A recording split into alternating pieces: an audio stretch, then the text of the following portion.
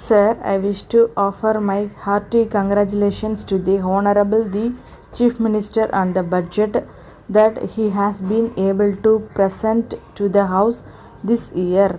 No doubt, the budget has been presented in a lucid manner, and the Honorable the Chief Minister has tried his best to see how the budget can be balanced with a small surplus.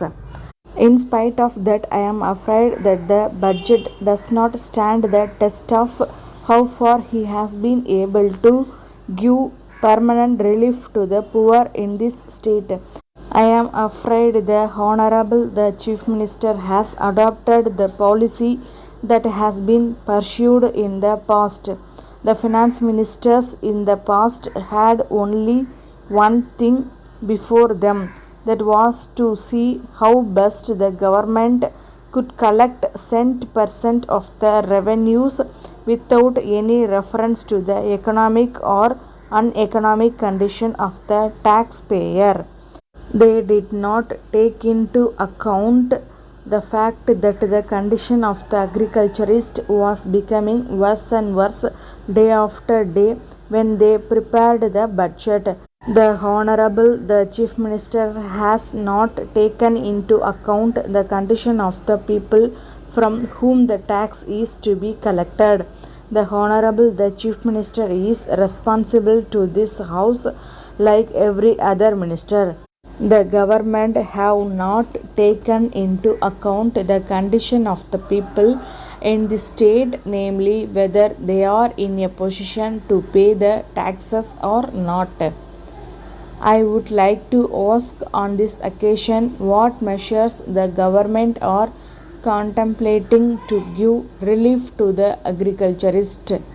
I hear that instead of giving relief to this class of people, there is going to be a measure brought forward in this House which will increase the burden on the agriculturist taxpayer in this state.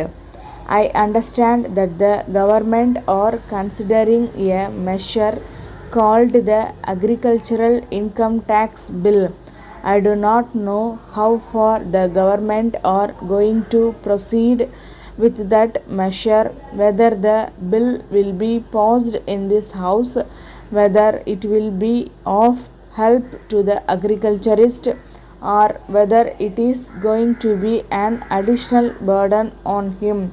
We know that the Honorable the Chief Minister in his budget statement has told us that a good deal is being done to give relief to the agriculturist by means of remission or some other means, and also by providing a crore of rupees to help the agriculturist by means of loans.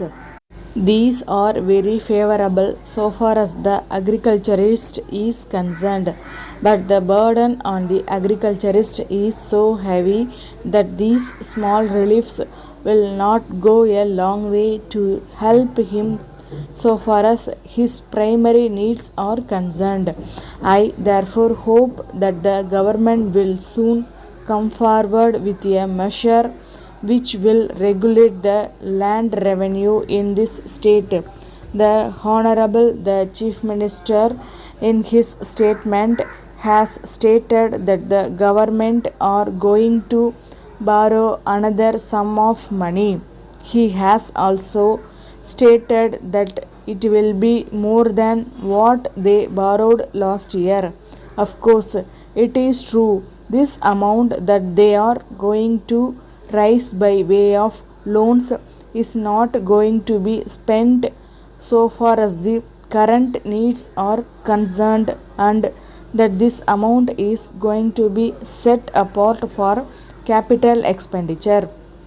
At the same time, I am afraid that the government should not add to the burden of the taxpayer more and more year after year by raising loans every year.